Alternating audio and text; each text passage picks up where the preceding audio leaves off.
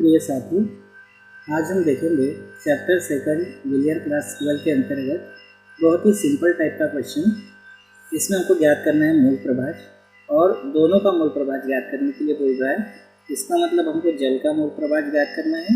जल का फार्मूला होता है H2 और एथाइल यानी एथिल एल्कोहल, इसका फार्मूला होता है C2H5OH। इन दोनों का अपने को मोल प्रभाज ज्ञात करना है। इसमें जो जल है इसका अणुभार होता है 18 और एथिल एल्कोहल का जो अणुभार होता है वो होता है 46। अणुभार कैसे निकालते हैं? तो जो परमाणु भार होता है, जैसे कार्बन का परमाणु भार 12 होता है, 12 × 24। हाइड्रोजन का परमाणु भार 1 होता है, तो 1 × 5 5। ऑक्सीजन का 16 और हाइड्रोजन का 1, सबका टोटल करते हैं तो 46 होता है। इस तरह से अपने को जल का और एथिल एल्कोहल का फार्मूला पर यूज करेंगे, दोनों का मोल प्रभाज ज्ञात करना है। तो सबसे पहला तो काम ये करते हैं, दोनों का मोल प्रभाज ज्ञात करना है। कभी कभी एक का भी पूछता है, जैसे 2 अंकों के प्रश्न के अंतर्गत हमने एक क्वेश्चन किया था जिसमें एक का ही मोल प्रभाज ज्ञात करना था। तो सबसे पहला काम क्या करते हैं कि जो भी हमारे पास है, जैसे यह जल है और एथिल एल्कोहल है, सबसे पहले दोनों के मोलों की संख्या निकालनी थी, ठीक है। और साथ में मोलों की संख्या निकालने के बाद मोल प्रभाज का फार्मूला लगा लेते हैं और जिसका भी मोल प्रभाज ज्ञात करना होता है उसके मोलों की संख्या ऊपर रखते हैं और कुल मोलों की संख्या बटे में रखते हैं। तो चलिए देखते हैं इसको किस तरह से करते हैं। सबसे पहले तो फार्मूला होता है मोलों की संख्या बराबर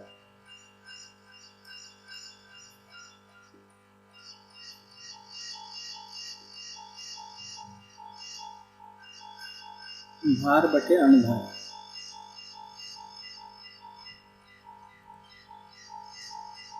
ये होता है फार्मूला। अब निकालते हैं H2O के मोलों की संख्या। तो किस तरह से निकालेंगे? H2O की मोलों की संख्या,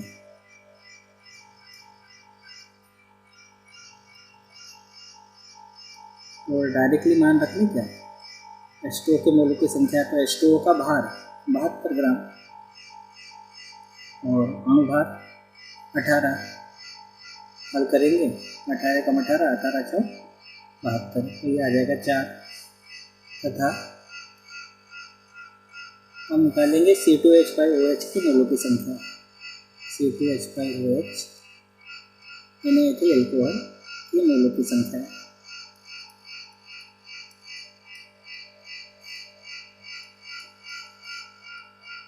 तो इसका फार्मूला क्या होगा? C2H5OH का भार और बटे अणुभार। तो भार कितना दिया है? 92 ग्राम और अणुभार ये होता है 46। तो हल करेंगे, 46 × 46 46 दूनी 92, 2/1 यानी 2 हो गए। इस तरह से दोनों की मोलों की संख्या आ गई। अब एक काम कर लेते हैं ना, कुल मोलों की संख्या निकाल लेते हैं। कुल मतलब ये प्लस ये, ताकि बाद में हमको बार बार उसको जोड़ना ना पड़े, तो यही निकाल लेते हैं। अब कुल मोलों की संख्या, या ऐसा लिख सकते हैं मिश्रण के कुल मोलों की संख्या, क्योंकि दोनों को मिलाया है ना हमने, तो हम लिख सकते हैं मिश्रण के कुल मोलों की संख्या।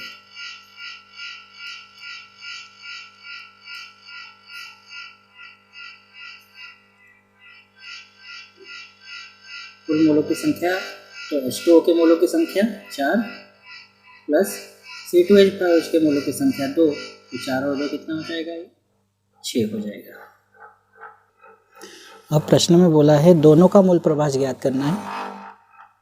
तो सबसे पहले हम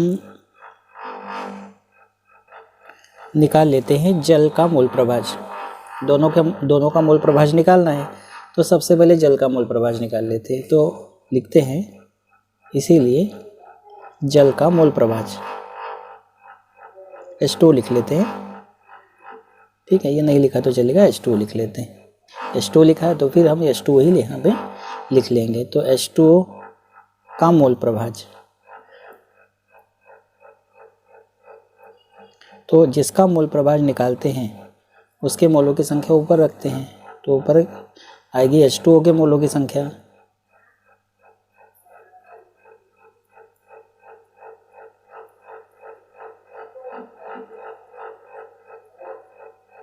और बटे आएगी, ये निकाल के रखा है मिश्रण के कुल मोलों की संख्या, मिश्रण के कुल मोलों की संख्या।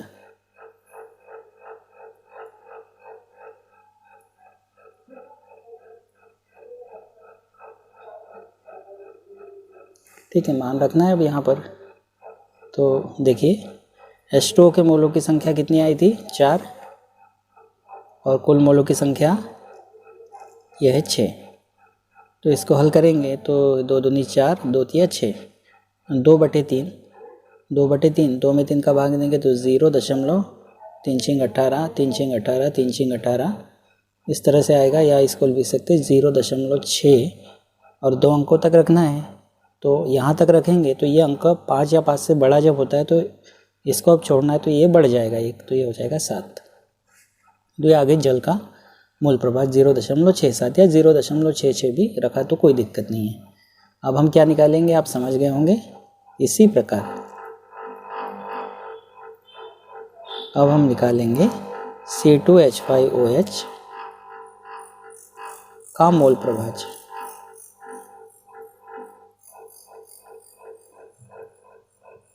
क्या करेंगे, जिसका मोल प्रभाव निकालना है उसके मोलों की संख्या ऊपर रखना है। तो लिख लेते हैं C2H5OH यानी एथिल एल्कोहल या इथाइल एल्कोहल का मोल प्रभाव के मोलों की संख्या, मोल प्रभाव तो निकालना है ना, के मोलों की संख्या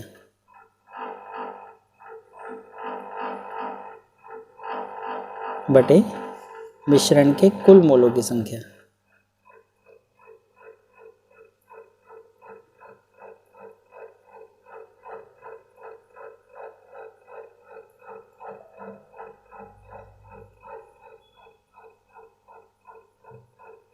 मान रखना है C2H5OH के मोलों की संख्या हमने निकाली थी 2, और मिश्रण के कुल मोलों की संख्या है 6।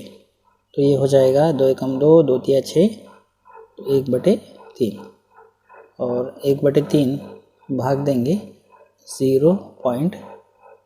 ये आ जाएगा 3, 3, 3, 3, आगे आते जाएगा और 3, और अगर दशमलव के बाद 2 अंक रखना है तो 0. यहाँ 3 और यहाँ तक रखना है, तो इसके बाद का अंक 5 या 5 से बड़ा नहीं है, 5 से छोटा है, तो ये इतना ही रहेगा 3। और हमने दोनों का मूल प्रभाव निकाल लिया, तो 0.67 और 0.33, इनका टोटल भी या तो लगभग 100 या 100 होना चाहिए, तो जो कि है। अच्छा, एक आपको ट्रिक और बता देता हूँ। अगर आपने किसी एक का मूल प्रभाव निकाल लिया और सिर्फ 2 अवयव दिए हैं, जैसे जल और C2H5OH, तो जितने भी अवयव दिए हैं एक को छोड़ के सबका मूल प्रभाव निकालो। जैसे 2 दिए हैं तो एक को छोड़ दो, या तो इसको या तो उसको। जैसे आपने इसको छोड़ दिया तो इसका मूल प्रभाव निकाल लो, और निकाल लिया, और आने के बाद C2H5OH का मूल प्रभाव निकालने के लिए 100 में से ये जो आया उसको घटा लो, तो भी इतना ही आएगा 0.33। मतलब अब यहाँ तो 2 अवयव हैं, अगर 2 से ज़्यादा अवयव रहते हैं, जैसे मान लो 3 अवयव होते हैं, तो आप 2 का निकाल लेते हैं और तीसरे का निकालने के लिए 100 में से दोनों को जोड़कर घटा देते हैं। तो मेरी बात अगर आप समझ गए होंगे तो उस तरीके से भी आप कर सकते हैं, और नहीं तो फिर ये तो तरीका आप जान ही चुके हैं। इस तरह से ये आंखिक क्वेश्चन भी हमने मूल प्रभाव ज्ञात करने का कवर